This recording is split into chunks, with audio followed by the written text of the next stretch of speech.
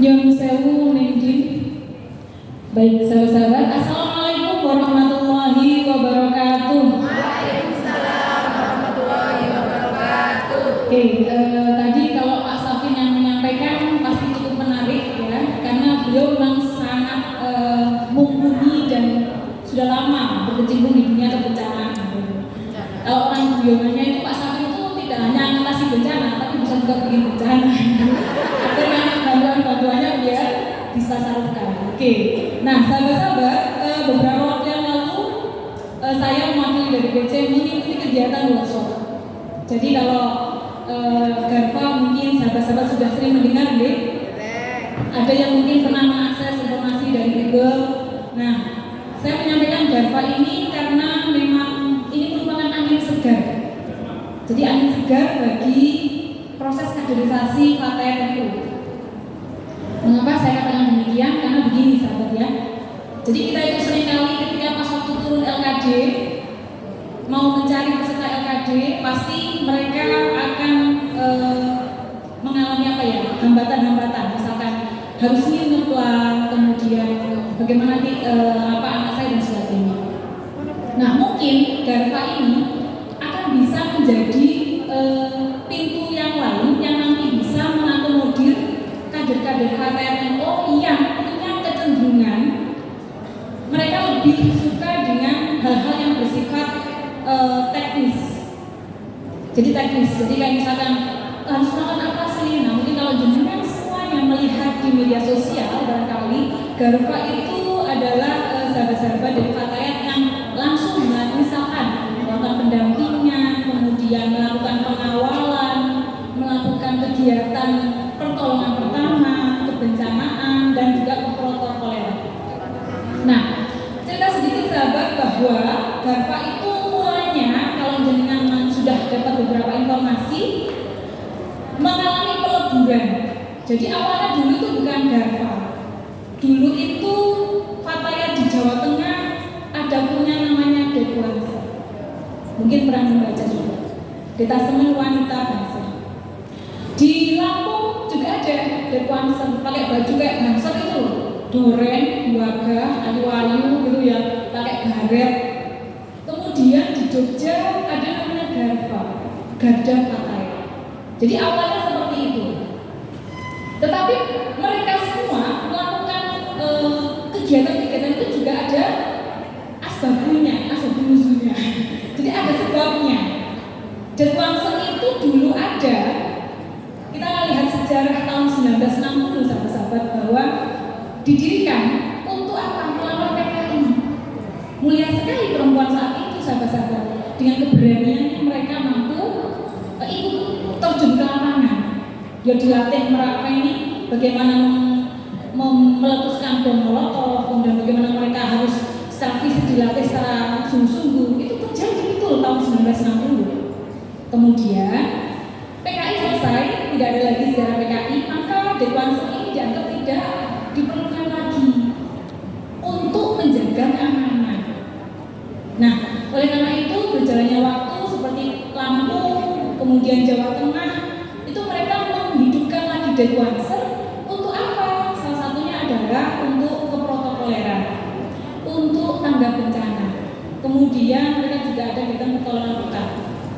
Dan yang ini adalah untuk rekrutmen. Kemudian Jogja ada Garfa. Mengapa ada Garfa? Mungkin Kabupaten Blitar dengan Jogja memiliki perbedaan interaksi sosialnya berbeda. Jadi kalau orang Blitar mungkin dulu memang betul kita punya sejarah menjadi tempatnya PKI gitu. Tetapi tidak seperti Jogja yang hari ini begitu luar biasa desakannya dari Islam-Islam garis keras. Oleh karena itu muncullah Garfa. Kenapa ada Garfa? Karena kader-kader Fatayat itu kurang tertarik dengan Fatayat yang kegiatannya mungkin hanya seputar misalkan pengajian. Nah, oleh karena itu kemudian Garfa dilahirkan di Jogja oleh sahabat waktu itu, inisiatornya adalah sahabat Fatimah Husna, ketua PW waktu itu. Beliau menginisiasi untuk bagaimana cara saya merekrut anggota Fatayat yang masih muda, usia 20 sampai Jadi konsepnya berbeda. Oleh karena itu mereka menggagas, kemudian melanjutkan dengan banyak kegiatan, merumuskan modul, dan pada akhirnya di tahun 2022 di zamannya sahabat Andia itu kemudian dijadikan satu, dileburkan bahwa tidak ada lagi Denbanser, tidak ada lagi Garfa versi Jogja, yang kemudian itu menjadi usulan yang nantinya akan disahkan menjadi salah satu bentuk kaderisasi. Nah, jadi itu ceritanya. Maka Garfa itu bukan tawaran, Garfa itu adalah bentuk pengkaderan. Tidak lagi ditawarkan. Kemudian kita menolak bahwa wah kita tidak butuh, tidak seperti itu sahabat. Jadi ini adalah bentuk hal yang harus kita lakukan untuk melakukan kaderisasi di partai. Oke, berikutnya sahabat. Oke, nah visinya apa? Nah, visinya Garfa tidak lepas dari visi besarnya KTNU.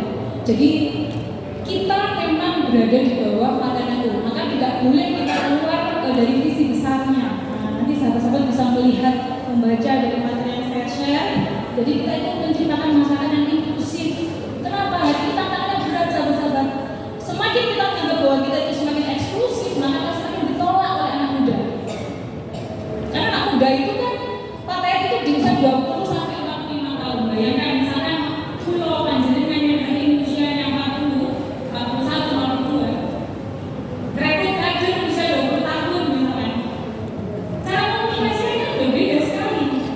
Jadi anak muda itu, kalau kalian saya cerita waktu mengadakan kegiatan LKL sahabat-sahabat, kekhawatirannya anak-anak peserta itu tidak lagi seperti kita, misalkan khawatir disuruh, khawatir ditanya-tanya, gitu kan. Waktu pada LKL itu begitu. Karena anak muda jawabnya apa? Saya termasuk anxiety, kayak gitu. Saya termasuk orang yang gampang gelisah. Nah kalau gelisah anak usia 20 dengan kita yang 45 kan beda. Maka itulah tantangan KTN. Maka dengan membuka diri seperti ini, maka diharapkan KTN akan diterima oleh anak-anak muda Tempo yang berusia 20 sampai paling tidak 30 tahun. Dan tentunya memiliki perkembangan yang jauh berbeda. Berikutnya, sahabat, misi Garfa. Jadi misinya kita itu yang pertama adalah mewadahi kaum manusianya kita 20 sampai 45 tahun, kemudian kita juga sebagai bentuk rekrutmen. Maka kalau rekrutmen KTN itu sekarang tidak lagi hanya melalui LKD, tetapi ada juga yang istilahnya DTD. Nah, tapi yang sudah ikut LKD, apakah saya itu diakui? Kita itu adalah bentuk kaderisasi model LKD. Yang kedua ada kaderisasi model DTD atau tingkat dasar untuk Garfa. Yang berikutnya adalah memberikan dukungan protokoler dan pengawalan. Contoh, misalkan kalau kita ada pengajian-pengajian, ada bunyai yang nanti akan memberikan uang ke sana misalkan. Nah, itu kita akan memberikan dukungan protokoler dan pengawalan. Yang ketiga adalah memberikan dukungan protokoler dan pengawalan. Contoh, misalkan kalau kita ada pengajian-pengajian, ada bunyai yang nanti akan memberikan uang ke sana misalkan. Nah, itu kita akan memberikan dukungan protokoler dan pengawalan. Yang keempat adalah memberikan dukungan protokoler dan pengawalan.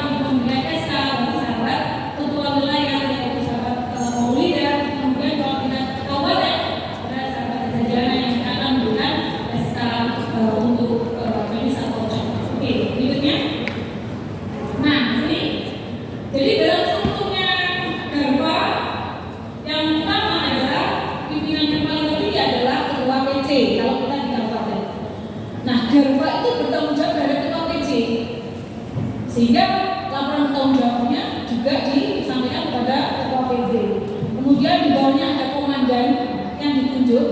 Nah kalau Blitar belum pernah ikut DTD, tidak apa-apa, ditunjuk saja komandannya, tapi setelah itu direkomendasikan untuk ikut DTD di Jawa Tengah. Nah, kenapa harus Jawa Tengah? Karena Jawa Timur belum pernah melaksanakan DTD. Nggak apa-apa kan nanti jalan-jalan ke Jogja gitu ya. Pasti mungkin nanti akan senang sekali gitu kalau ada sahabat-sahabat dengan ini kerelaannya. Kemarin ada di Ambarawa, pokoknya menyenangkan sahabat-sahabat ya. Kemudian ada sekretaris, di sini tidak ada bendahara karena bendahara satu struktur di PC. Ada biro itu sesuai kebutuhan. Kalau misalkan dibutuhkan semua biro yang ada di struktur bisa dipasang, kalau tidak perlu ya tidak semuanya. Yang terakhir pengendali markas. Nah, kita akan punya pengendali markas yang akan menjaga sekretariat Garfa. Jadi kalau TNI punya markas besar gitu ya, maka Garfa juga punya markas. Insya Allah markasnya juga. Ya, tapi nggak apa-apa. Itu nanti harus ada yang ditunjuk. Karena apa? Mungkin juga Garfa nanti akan punya banyak logistik yang akan disimpan di sana, sehingga pintunya satu pintu gitu ya, keluar masuknya semuanya koordinasinya di markas. Jadi tidak ada Garfa punya tenda, kemudian tendanya dititipkan Mbak Yeti, itu nggak boleh. Garfa punya tandu diletakkan di rumahnya siapa, itu nggak bisa. Jadi harus di satu tempat, sehingga ketika ada situasi yang gawat darurat, bencana, bukan gitu ya. Seperti Pak Sakum sampaikan tadi, katanya mulai di mana? Dapur umum, tiba-tiba dandangnya di bawah Mbak Yeti.